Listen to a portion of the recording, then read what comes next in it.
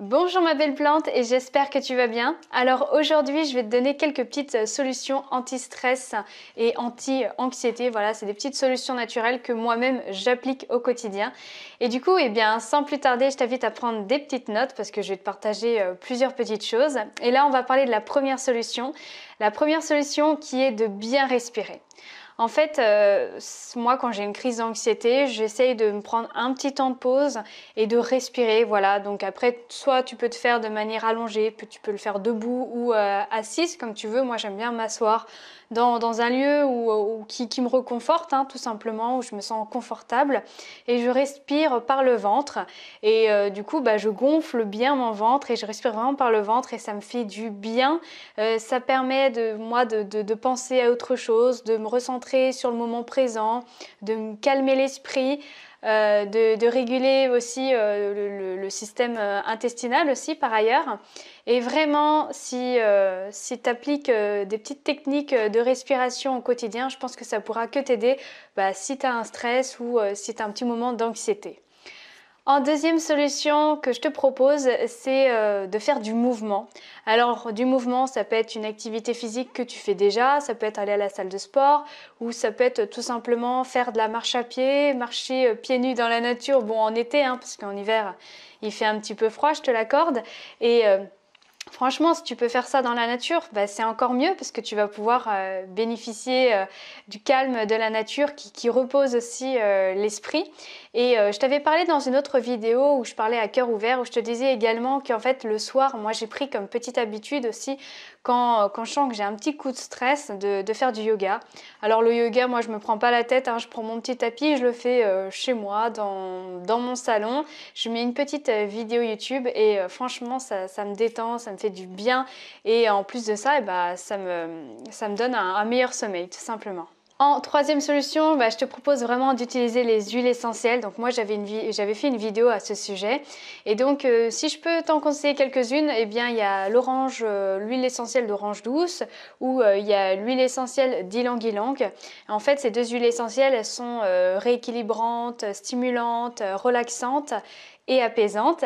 Et en fait, si tu n'as pas de diffuseur d'huile essentielle, parce que le mieux c'est de mettre quelques petites gouttes dans ton diffuseur d'huile essentielle, eh bien si tu n'en as pas, c'est pas grave, parce qu'en fait, en cas de forte crise d'anxiété, par exemple, de crise d'angoisse, eh bien tu peux mettre quelques gouttes, par exemple, sur ton mouchoir et de bien respirer.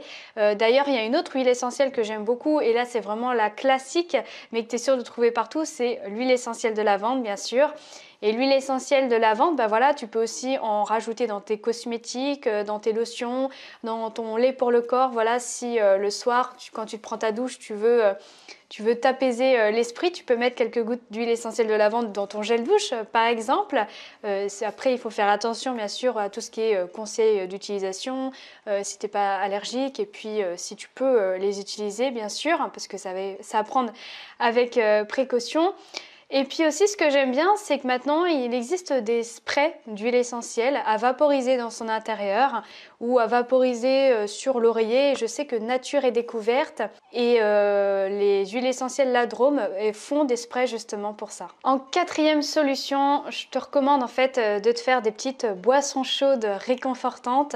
Alors pour ça, tu peux utiliser bien sûr les plantes, les infusions. Donc là, il y a plein de plantes pour se relaxer, pour s'apaiser l'esprit. Donc il y a la marjolaine, il y a le tilleul, il y a la camomille, il y a la verveine, bref, il y a toutes sortes de plantes que tu peux te faire infuser.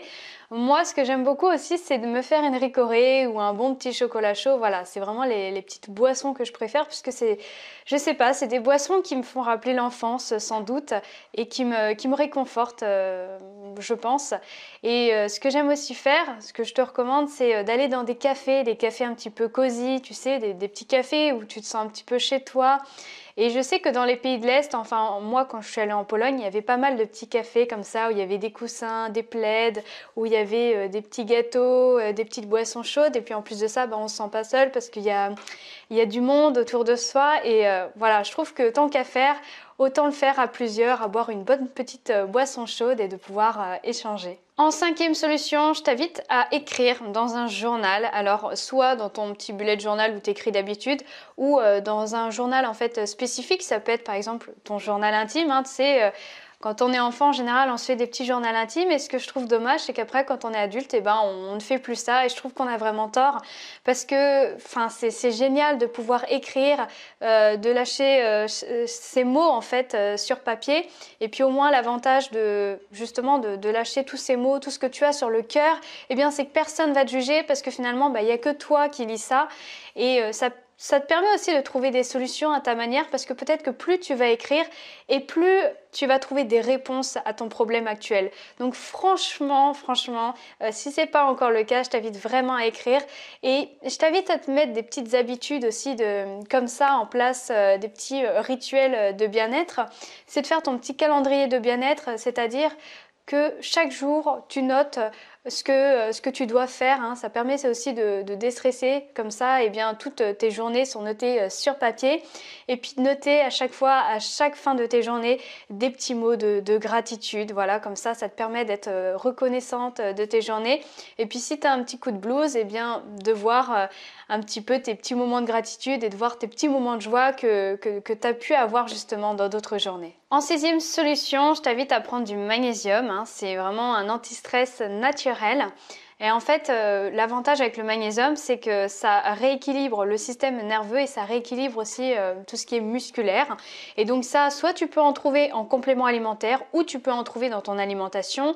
Alors typiquement, il y a du magnésium dans les amandes, il y en a dans le chocolat noir, il peut y en avoir dans les épinards, dans les haricots secs et encore dans plein d'autres aliments. Mais ça, je te laisserai faire tes petites recherches. La 7e solution, c'est de savoir communiquer.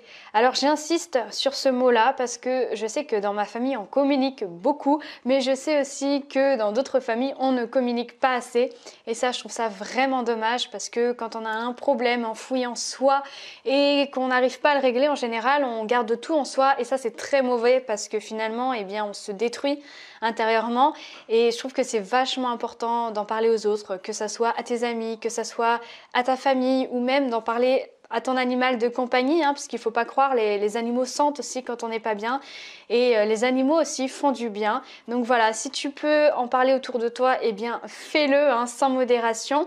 Et si malheureusement eh bien, tu n'as aucun proche, tu n'as pas d'animal de compagnie, eh bien je pense qu'il doit sans doute exister des associations auxquelles tu peux peut-être te livrer. Et puis il existe aussi pas mal de groupes Facebook là-dessus. Donc pareil, je te laisse faire tes petites recherches, mais en tout cas, j'espère que tu auras cette petite prise de conscience qu'il ne faut pas hésiter justement à aller vers les autres pour demander de l'aide.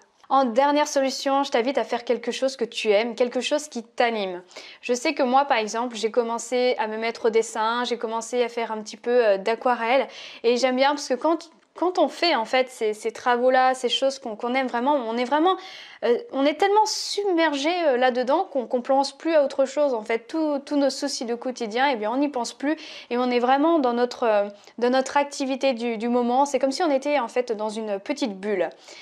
Et je sais que dernièrement, je me suis intéressée aux BD, j'ai découvert les BD et voilà, je me suis laissé cette chance de lire des BD, je me suis laissé cette chance de découvrir aussi des mangas.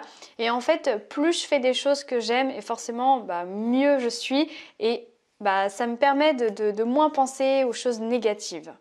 Du coup, si tu as aimé cette vidéo, je t'invite vraiment à me laisser un petit pouce bleu, ça me fait toujours autant plaisir. Et puis à t'abonner à ma chaîne YouTube si tu aimes tout ce qui est santé, beauté et bien-être au naturel.